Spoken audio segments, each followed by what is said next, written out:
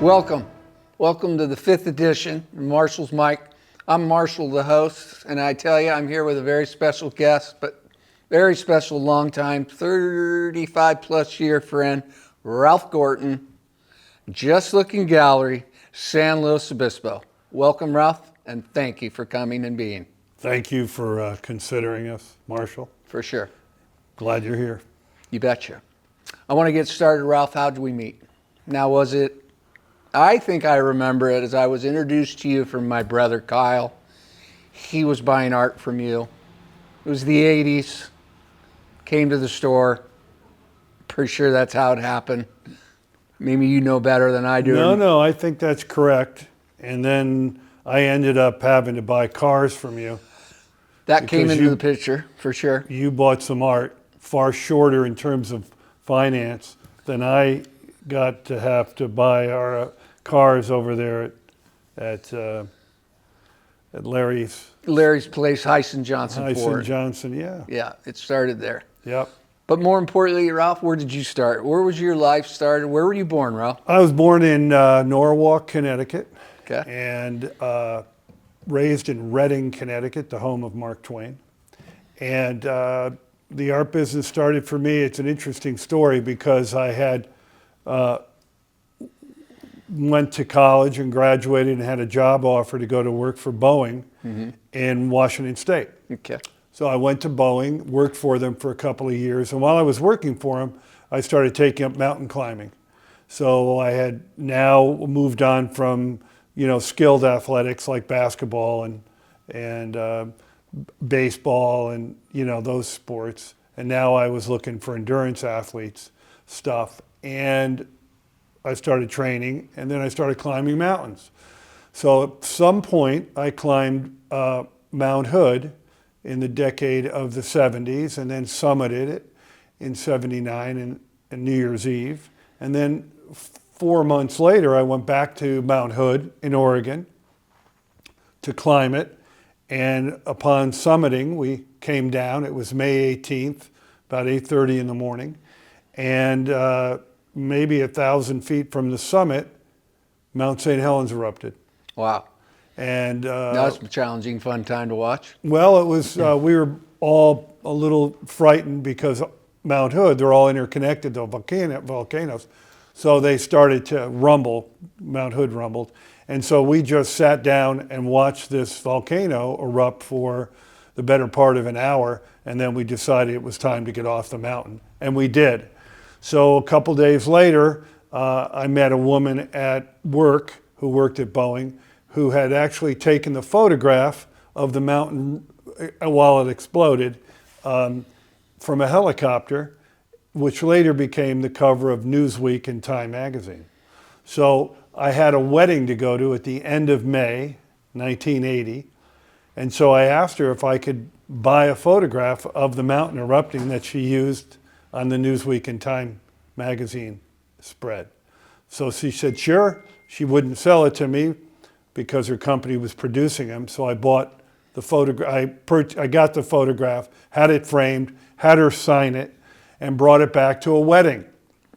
Well, I'm at the wedding in Connecticut, and there's about 250 people there, Irish and Italian wedding. And at the end, the women all sat around and watched the bride and groom open their gifts.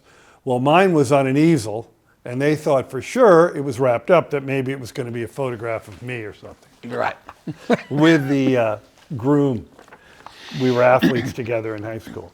So anyway, eventually they got to the piece of artwork, and they took it apart, and Barb, who was the bride, she took one look at it. She was aghast at what she saw, and everybody rushed forward, and she turned it to show them it was a photograph of Mount St. Helens erupting that had only happened 10, 12 days before. Right. But I had pulled it off. Wow. So what happened was about 40 people at the wedding asked me if they could purchase the photograph of the artwork that I got for nothing that was donated by the friend of mine who took the photo. And so I had to come up with a price. because I didn't want to feel But like now I wait a was minute, they cheap. were already selling it in a different direction with a different company, right? Oh no, they weren't selling it at all. Okay. I just had a photo that I thought was a great gift to give somebody because I was from Washington now, Right. and they were in Connecticut, and the world knew about St. Helens erupting. So I thought, what a great gift! Yeah. Perfect timing. And today, as we speak, it's sitting above their fireplace. Awesome. 45 years later. So Interesting. yeah, so 40 or so women primarily asked me if they could buy the photo, and while I was trying to tell them they could, I was trying to come up with a price, stalling, so that I could come up with a price that seemed correct as a gift-giving Reasonable. item. Yes. Yeah. And the groom and bride were listening in, thinking, we'll find out how much he spent. So I said $75 for the photo, but you'll have to frame it here in Connecticut, and I'll tube it and ship it to you.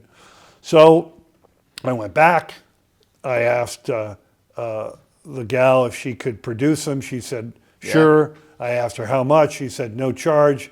So now I had 40. I said, why don't we make it 50? So we had 50 of them. As it turns out, I think I sold 45. We rolled them in tubes and shipped them back to Connecticut, Right. $75. So I thought to myself, What a deal. This is the way to yeah, go. that's 45 times 75. Right. And I didn't have to do anything. So I thought this idea of opening a gallery has now been on my mind a while. And not so long after, I moved to Illinois to work at a nuclear power plant called LaSalle County Station. So we had an artist that worked at the plant who wanted to have a group of engineers host an event, and I happened to have a 3-bedroom apartment. So I volunteered to host the event at my house if the artist and I would split the money. Interesting. And so I put in about $100 worth of hors d'oeuvres and drinks, Right. rallied all the engineers and designers from the power plant, knowing full well how much money they made. Right. And the artist showed up with about 25 paintings, and he did his little speech about how he creates the art and what the cost would be and to buy one, etc. And we sold every piece. Right. So now, again, I'm doing this little art thing, and one thing leads to another, and I've just made myself, The gallery has become. yep, I made myself a couple thousand, maybe even $3,000 that night. Right. And so now this second venture into the arts Right. turned out to be extremely profitable. So we did it a second time, and then I moved from Illinois back to Washington State. And then from Washington State, I was only there a year, and then I moved to California. And I knew when I came to San Luis Obispo, this would be a place when I was ready to step out of the nuclear construction industry that I might open my gallery. What And made that you was- come to San Luis Obispo? Is it the nuclear PG&E. site? PG&E. Yeah, Diablo Canyon. And so, You were working? yep, I was a field engineer for them. And in the 70s and early 80s till about 1985, the nuclear power industry was flourishing all over the United States. And so they paid young engineers like myself, mostly males then, a premium to come and work at their power plants while they were under construction. So we did. It was called job shopping. And so I traveled around and worked at like 5 different nuclear power plants. Wow. And then I Diablo didn't know about Canyon that. being the last one. Yeah. So I came to Diablo, and then after about 18 months of being here, I had made a decision to retire and open the gallery. But while I was working in the power plant industry, I was investing most of my money in an artist named Patrick Nagel. And Patrick Nagel was, at that time, the most famous American artist, maybe the most famous artist worldwide. And he was producing his works out of Los Angeles, so it was pretty easily accessible to me to go and visit with him and meet with his association along with his So this was kind of a side deal. side you were deal working on the weekends when I wasn't working. And then I invested around $80,000 in his career in terms of his body of work, both signed and numbered prints and originals. And then I opened the gallery in 1984. And that was where? May of 1984, right here, Right next here, door, next door. 38 years ago. And Pat Nagel passed. And so in his death, unfortunately and sadly, I was sitting on the largest private collection of his work in the world. Wow. About 213 or 14 pieces. And now I was getting phone calls from everybody who knew me and knew that I had this body of work. Would I be interested in selling it in a lump sum or not? And a good friend of mine told me, listen, you've been talking about this art gallery. You've had a couple of really good experiences. Why don't you open an art gallery in San Luis Obispo? They don't have any. And we didn't have. We had a framing studio here in town, but there were no fine art galleries. So I thought, now's the time. So, opportunity was knocking, and I was fearlessly opened the door and went in. Right on. Never looked back. So let's take this back. Interesting, Ralph. Didn't know some of those parts about you. The working for PG&E and such. Mm-hmm. I'm going to ask you some things here that build up to that point. Mm-hmm. What at your early parts of life do you remember when you kind of started your first little hustle? I'm talking childhood. Were you 5? Was your mother saying, was your father saying, hey, why don't you try this? Or you went out and looked at this? What kind of molded you to be what you are now and have been for a long time, an entrepreneur? Yeah, that's a good question. Well, I grew up in Connecticut. My father was a cop killed on duty.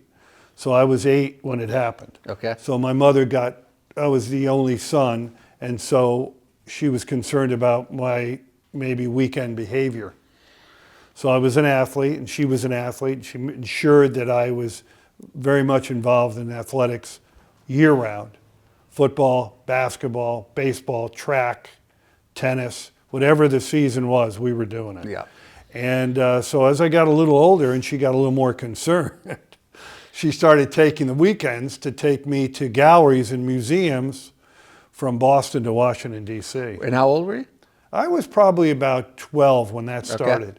And she was a little concerned that, she couldn't keep an eye on Ralphie on the weekends. Right. He might get in trouble. And so I was a little reckless. So, no. Yeah. And so at the end result was that I'm now going to these museums and galleries with my mom on the weekend, staying overnight in a hotel and, eating hotel food. Yeah. It was kind of fun, although sure. It was only on the weekends where I wasn't doing some athletic event. But I learned then about art galleries and museums, et cetera, and I got to know some of the people who were directing those galleries and museums. It was kind of nice. It was on a first name basis, and I was 12, 13 years old. Yeah. And then, at some point I didn't want to do it again anymore. And then somehow we were able to convince my then girlfriend's parents to let us come with her. So now my girlfriend and I would go with my mother, and it was even a better experience. So, so it was that time frame which in the back of my mind started thinking maybe the opportunity might come and I'd be prepared for it, because it just came naturally to me, a good gift to gab. Yeah. The silver-tongued devil, as they used to call me growing up in Connecticut. Okay. So that being said, so the Mount St. Helens story was a natural when I presented that art. And I realized then it could be used as a sales tool for me in my own gallery, which was to recommend people give art as gifts when maybe they hadn't conceptualized that. And so now we get a lot of people who buy art as a gift for a wedding or a graduation gift. And it's, main part of our business year in. What was your first job? My first job was, I worked for about 6 weeks building, putting in hydraulic brakes on trailers for race cars and boats. At what age? I was 16. And it turns out the company was building these trailers mostly for Bob Sharp and Paul Newman, who were racing cars all over the country. And I had to deliver them. Right. So I was the delivery boy, so I would put the hydraulic brakes in, and they'd give me the keys and some money for food, and I would drive them wherever it needed to be, Long Island or New Jersey or upstate Connecticut. And then, interesting enough, I got to meet Bob and Paul multiple times. Sure. And, growing up in Connecticut was no big deal. I'd already met Helen Keller and Igor Sikorsky, so it wasn't, Paul Newman was big, but it wasn't that he was so much bigger than they instilled Natural. some serious responsibility in you at a young age for doing what you were doing. Yeah. Tasks that you had. Who was your boss? What was his name? You remember? Pete Carr. Pete Carr. Yeah. Do you look to him as a mentor? No, I wouldn't see him as a mentor, No? a detractor. But he gave me those keys. He gave me a look that was, Right. you better be a safe Better bring driver. the food back safe. And I Make didn't sure. really want to do that. I thought at $2 an hour, they should be giving a little bit more money to me and or giving somebody else older the responsibility to drive these trailers. So I would drive the trailers, and it was a good lesson. And driving in New York traffic, and Right. out to Long Island, over the Whitestone Bridge, it was pulling trailers was kind of a good hustle. So I always got tipped. When I got there, somebody would always tip me.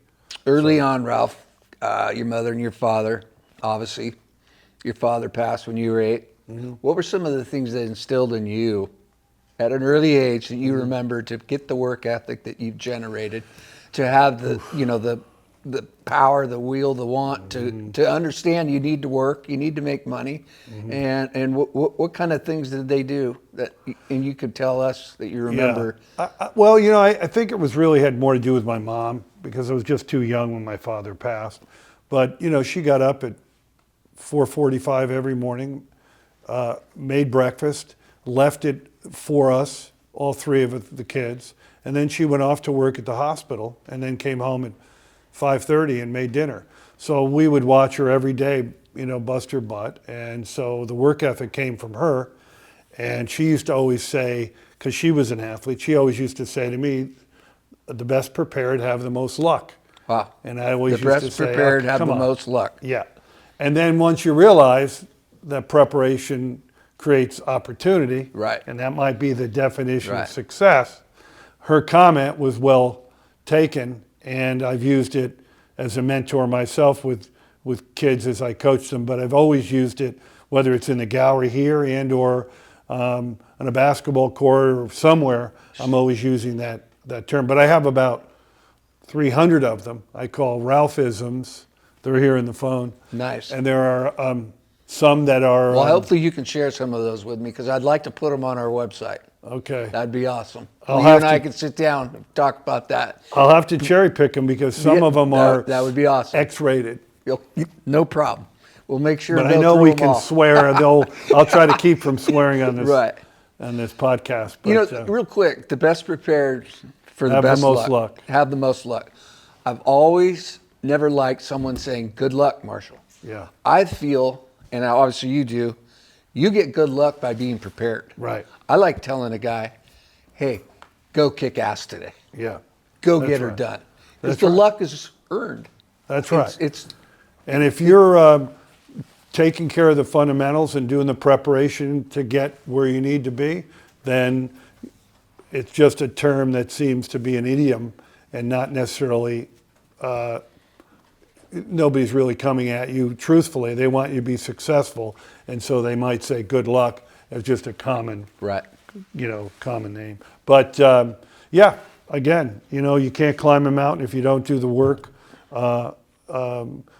Hiking and in the gym and on the treadmill and on the stationary bike, you can't do anything. You can't Yeah. win at a golf game if you're sitting on your butt Right. and not at the Right. at the course. You were very much into sports. You were very athletic in high school.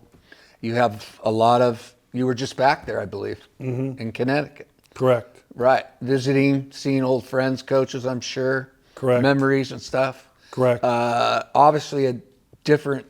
I wouldn't say different, but obviously, that's a good pathway, don't you think, to moving forward into the big world? Oh yeah. To gaining, being on a team and such. Tell me about your high school stuff, and then what propelled you to go to college from there.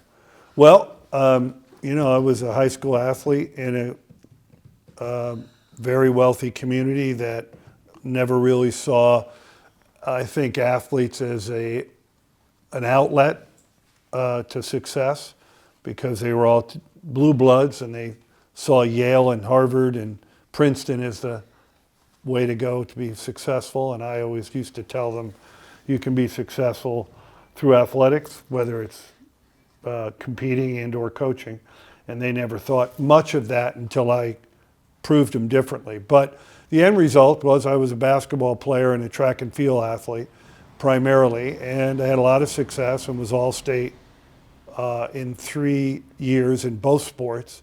Freshmen weren't allowed to play when I was in high school.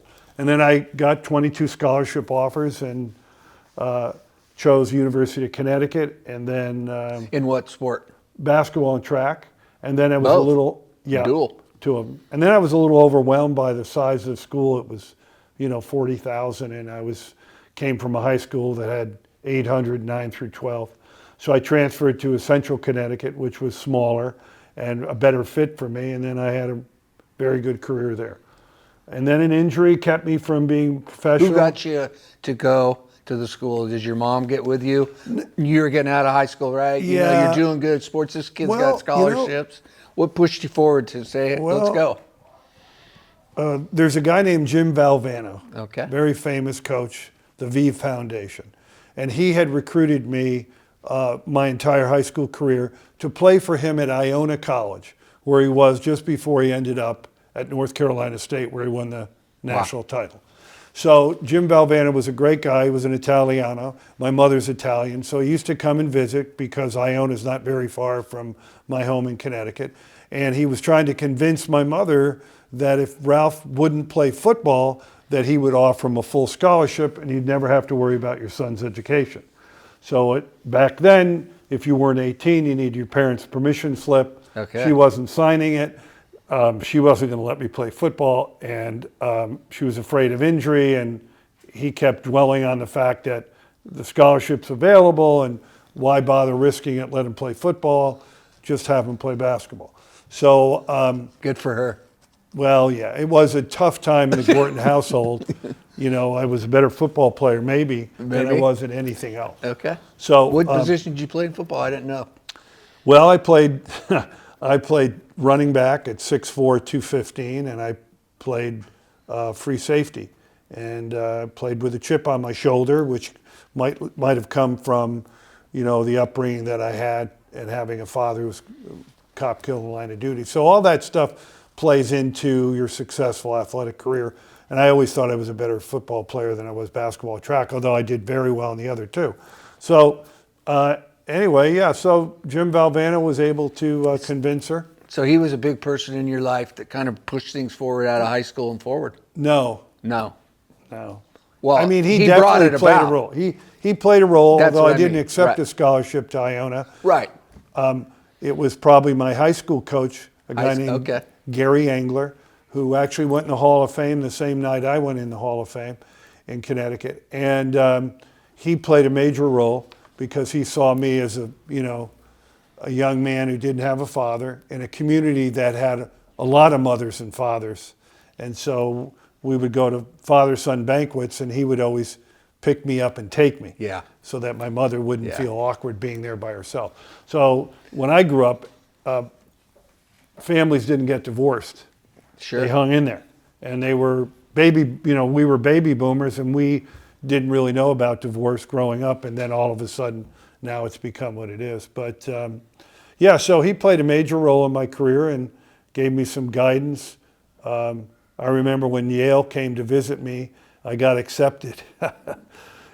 I got accepted at Yale. I was a C student at best. And he handed me the acceptance letter and he said, here, this is one you should consider.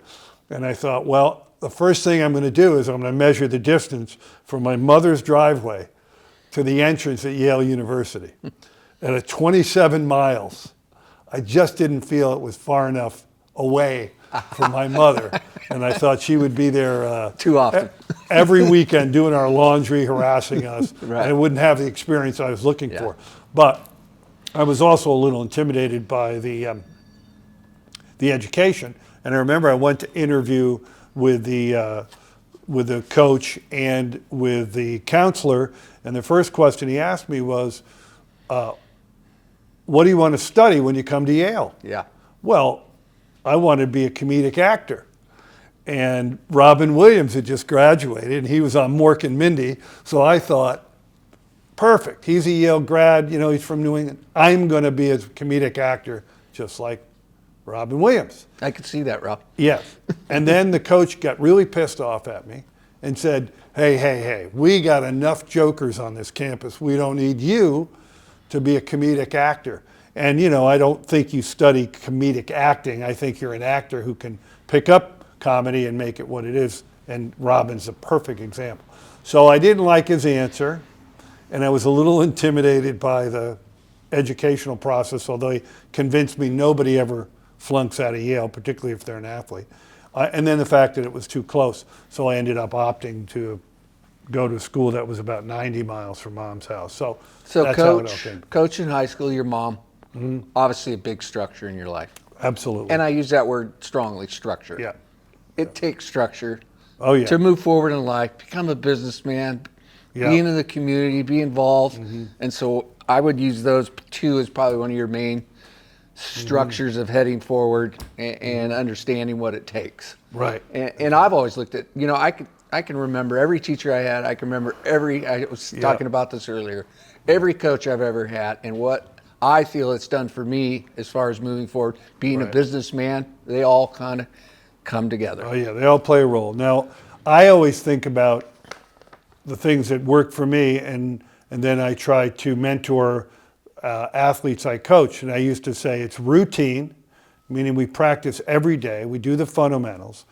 It applies in work, business, and athletics. So it's routine, structure, and consequences. There we go. And the consequences are if you underperform because you're not prepared, Right. because you stayed out the night before or you're screwing around in practice, well, there are consequences. Yeah.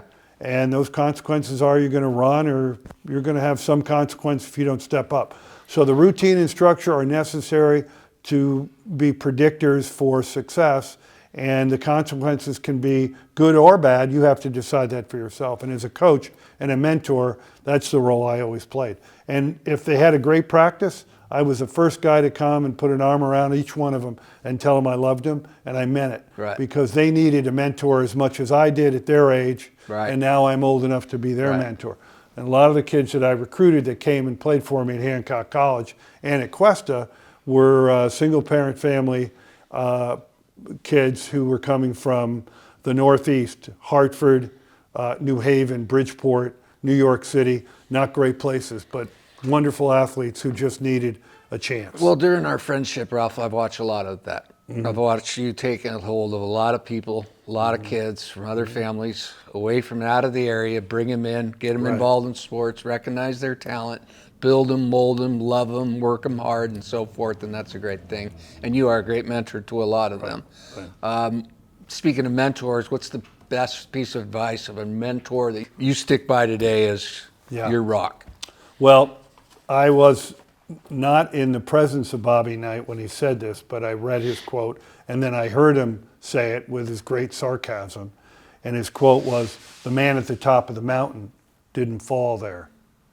And that I relate to very well. And I live at the top of the mountain. I busted my ass for 45, 50 years to get there.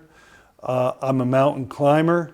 I named my children after mountains. Thank you for sharing that part. Thank you. McKinley, Rainier, and Kilimanjaro, Keely for short. McKinley's here today. Yes, McKinley will be running the gallery soon without me. And so I think that quote from Bobby Knight fits, and I think it's very true. You don't get to the top of the mountain by somebody dropping you there or falling there. So I use it a lot, and I think it's apropos for who I am as a person. It's a process to get there, isn't it, Ralph? Amen. You got to work hard for it. You got to strive. You got to plan. You got to put it out. Yep. The first step always relies on the last step. Ralph, what keeps you motivated today? Is there some podcasts you watch? Is there some books you read? Is there what keeps the drive going, man? Because you've got drive. Health and fitness. Health and fitness. That's it. My own personal health and fitness are the drivers. They drive what I eat. They drive what I drink or don't drink. They drive how I rest and how I play. Cool. So I'm going to go back a little, back to the art gallery start part. You developed the idea. You got the photograph from that lady. Right. you said, all right, I'm going to go for it. This was going to be, were you scared? Were you like, No. hey, I'm going to start a gallery?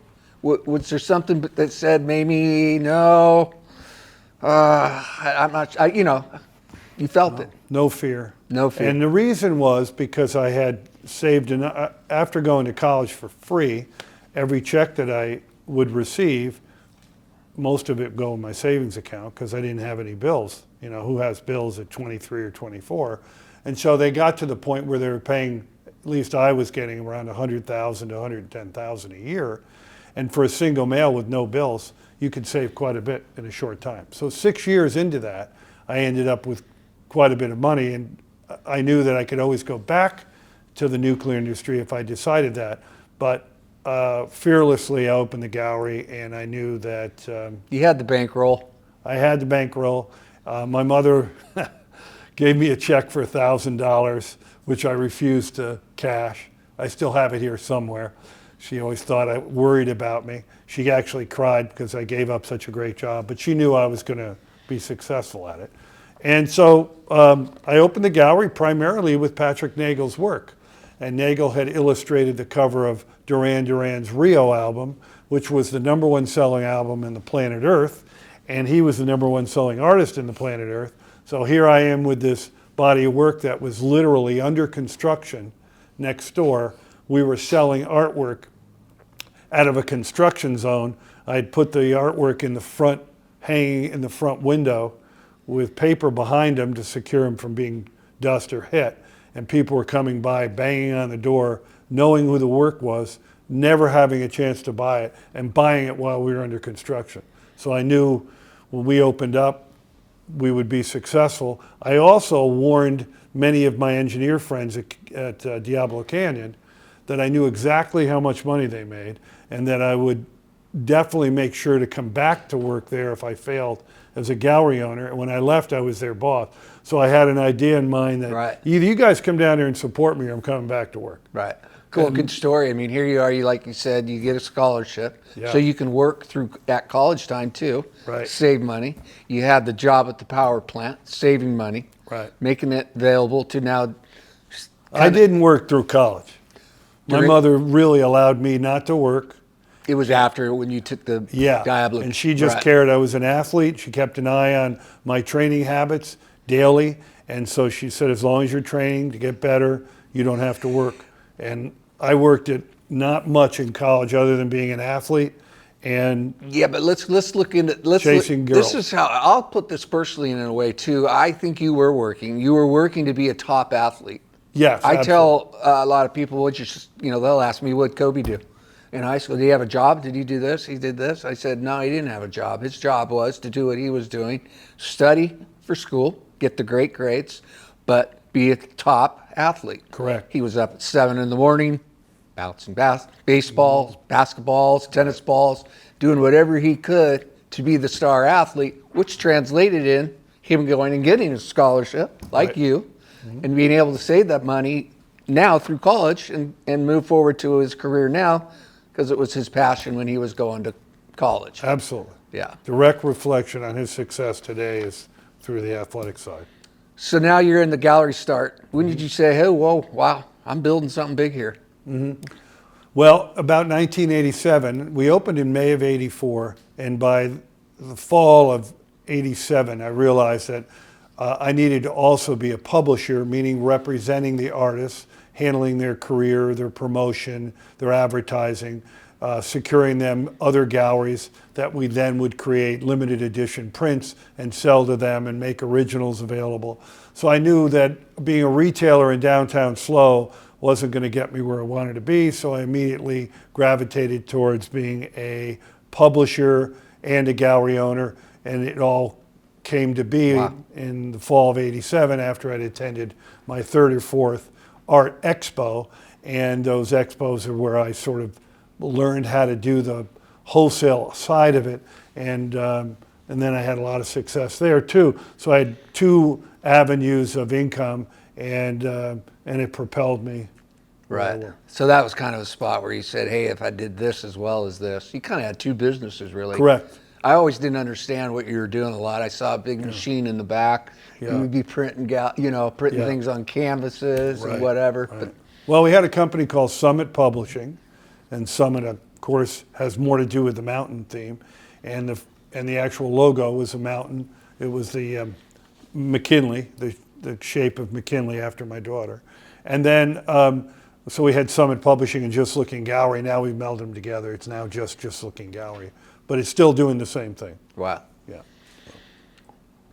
You know, a lot of people have galleries. A lot of galleries in town now, Ralph. 42 years of it. A lot of galleries all over. What do you do different? What do you do different? I know one thing. It's the greatest name of a gallery. Yeah. I've always thought a car store should be named Just Looking Forward. I mean, to me right away, that's a great great start. Yeah.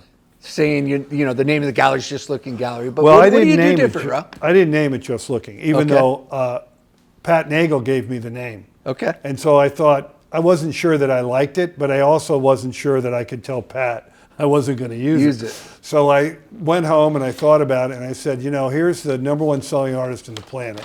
I've invested $80,000 of my income on his artwork, and who am I going to now tell him I'm going to name it some other?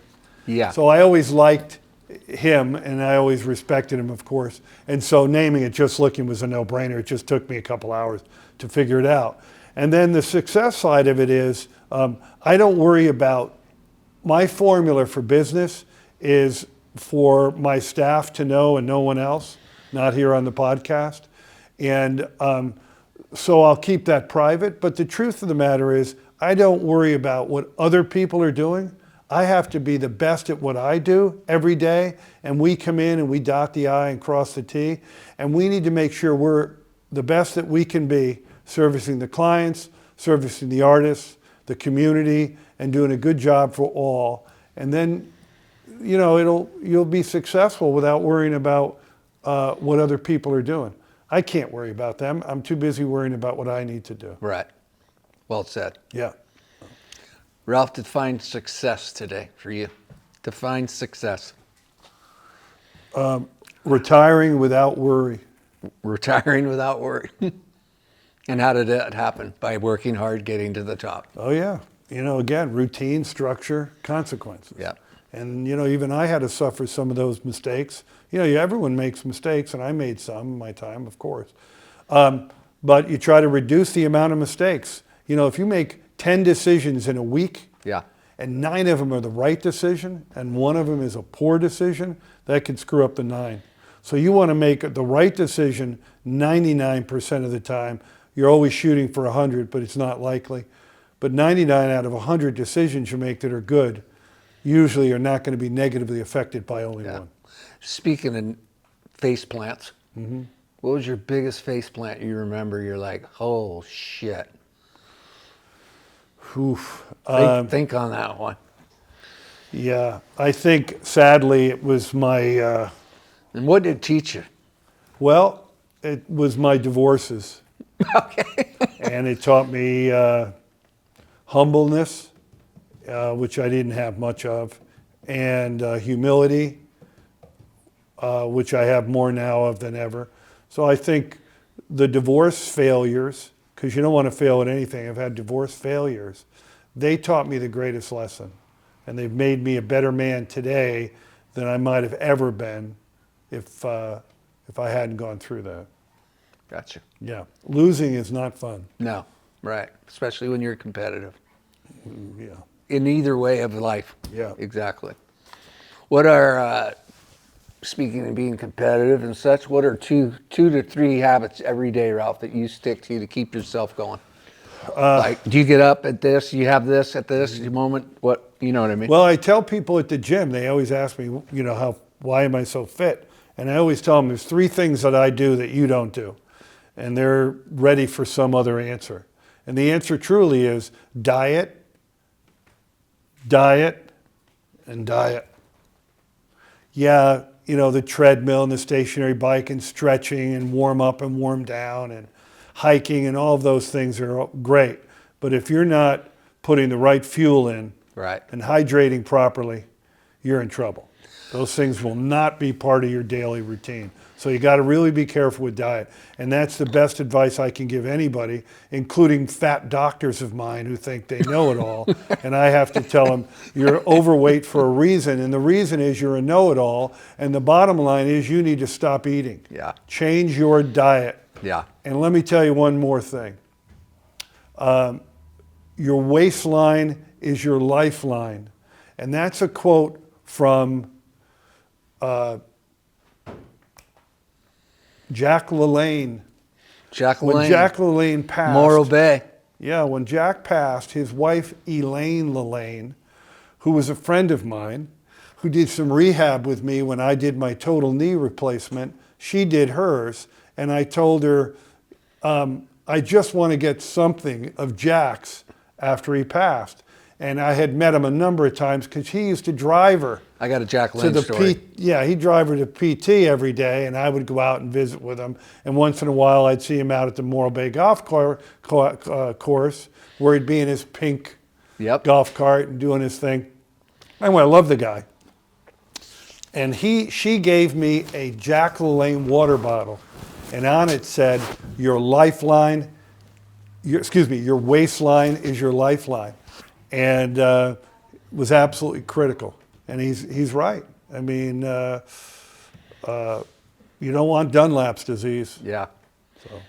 My Jack Lane, I'm 1985. I just left the custom house after 3 years. I was wondering what I'm going to do. I go up and see Binkley at 1865 up on top of Monterey Street. He says, you're going to be a bartender. I'm going to teach you how to bartend. I said, great. How are you going to teach me how to bartend? Right? He goes, I'll show you. Come here, follow me. Throws me behind the bar. So there's a towel. There's the taps of the beer and so forth. I got to go run some errands. I'll be right back and I'll show you how to pour drinks and such. Takes off. Half hour goes by, hour goes by, 2 hours go by, no Rudy Binkley coming back and showing me the show. Rudy Sr. Rudy Sr. Correct. Right, back in the day.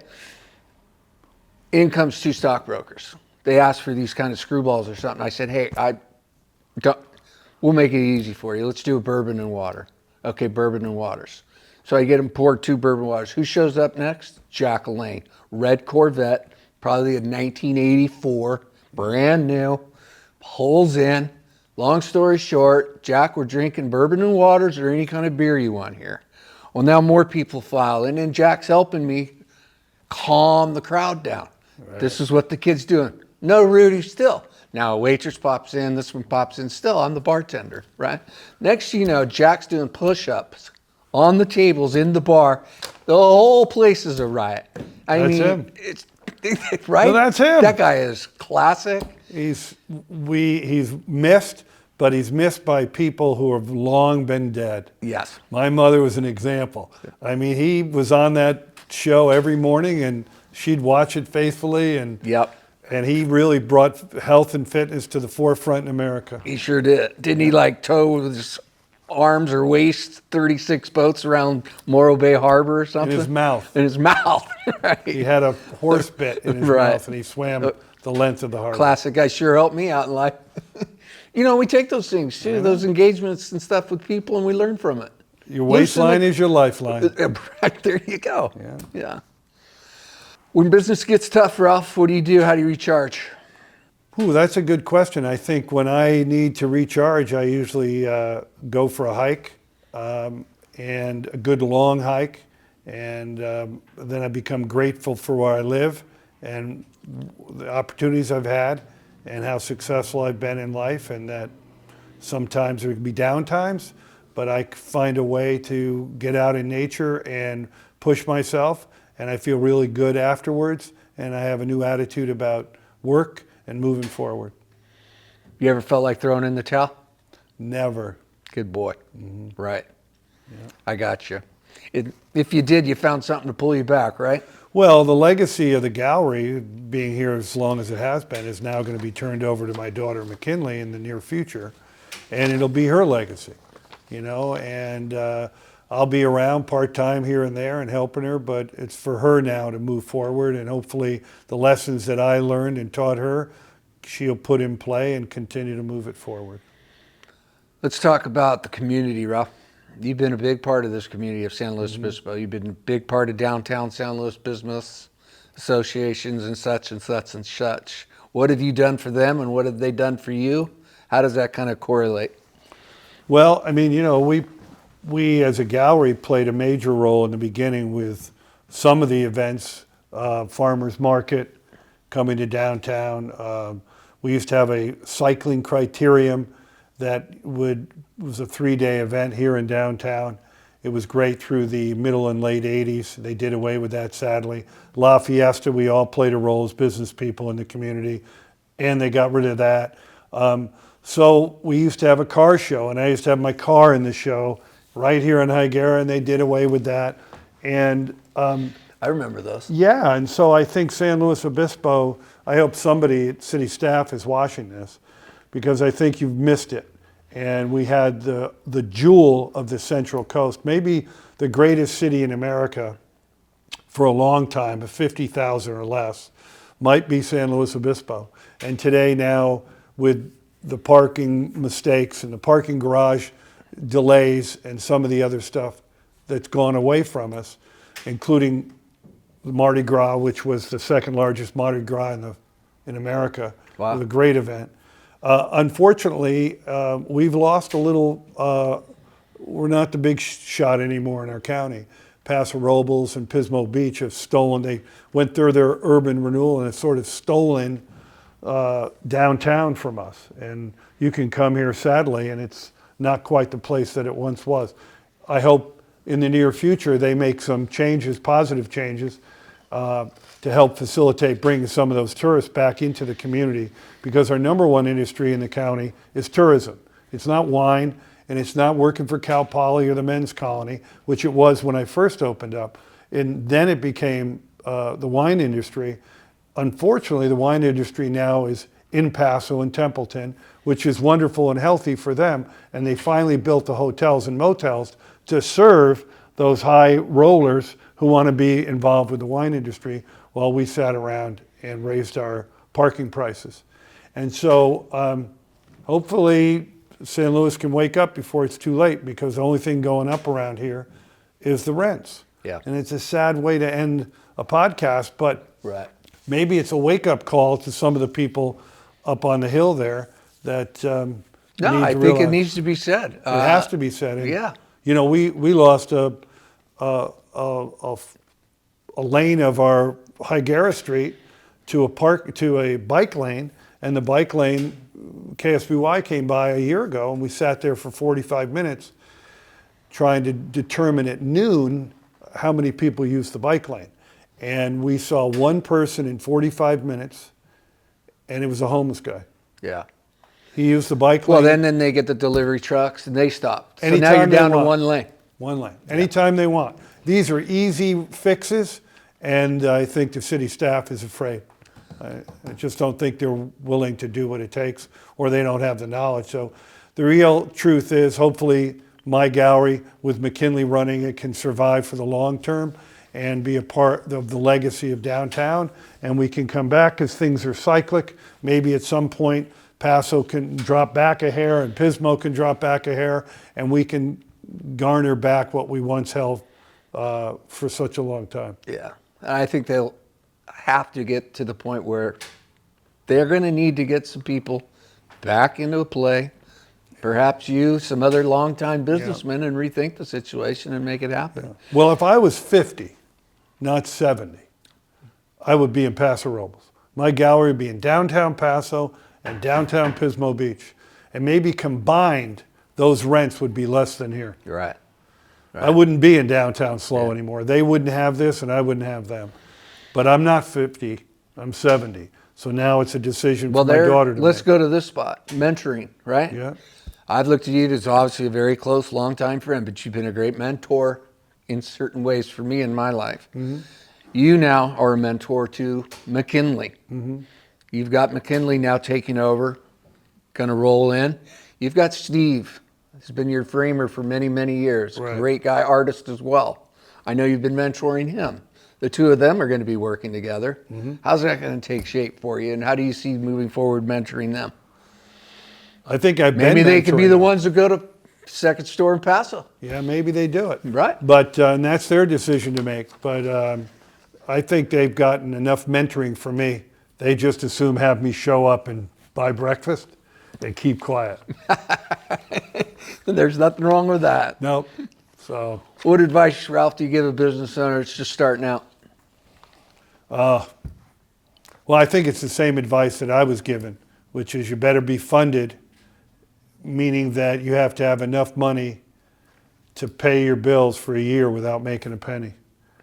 Now, of course, that's easily said. You don't want to operate that way. But if you fail month in and month out and you can't cover your expenses, you're going to just shut down at some point. Right. But in a year's time, you should make your mark in the community and you should start to have a decent following that'll continue to have you move forward. Fortunately for me, I had Pat Nagel, and I had a lot of clients that were coming from PG&E who were making $100,000, and Cal Poly staff, administrators, and we were in downtown, the most healthy place in California at that time. And so we were luck, luck plays a major role in all of it, right? So I was lucky and timing was good. And, I wouldn't want to open a business today. I would open another one of these somewhere else because the formula's in place. Sure. And I know it could survive in any town given the town meets the criteria by which the formula can work. And that could work in Paso. Right. Pismo and Paso, certainly. Right.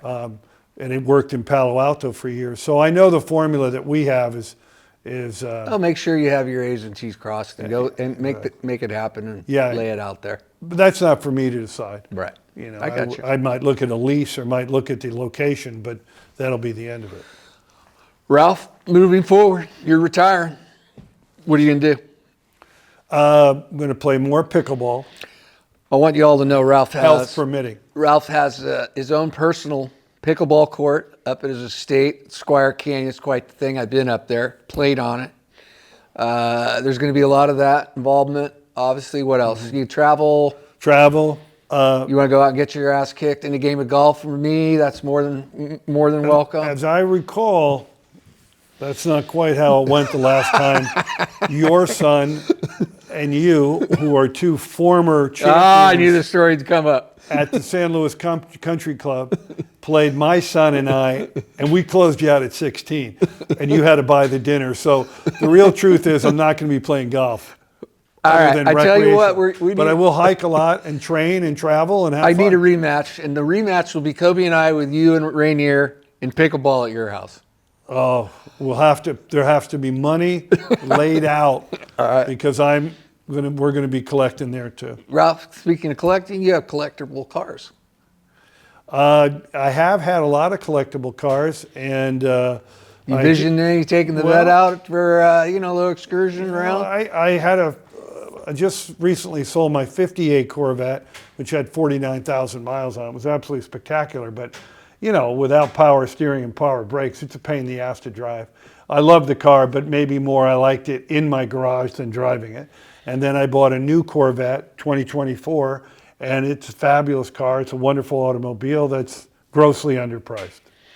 So, You're right. Well, I appreciate this. McKinley, are you here? Yeah. Come over here. Give Dad a hug. This is McKinley Gorton. She's going to be taking over the shop here. See that shirt she has on? Let me see that shirt. That shirt comes from early days of the gallery. She showed it to me this morning. Yeah. You got one for me left over? No, we have nothing All for right. you. Okay. Give Dad a hug. All right. Here you go. I'm going to say goodbye to Ralph. Coming in. Right on. All right, Thank you. I can see she's excited, teared up. This is beautiful, Ralph. Thank you, And thank you very much for doing this. Much appreciated. This is going to be... I know. Yeah, I got the We're bad good. wrist going on, so we got a little while till we can do that. We got a little rematch. while for the pickleball and or the golf. Yes. I want to thank everybody. I appreciate this. Let's make sure and check it out on Marshall's Mike Podcast YouTube channel. Subscribe there as you can. Feel free to share to the friends and families of everything, because it's going to be a big thing in the community, what it takes to be a successful business person. And Ralph has definitely demonstrated that in his time. Thank you. Thank you.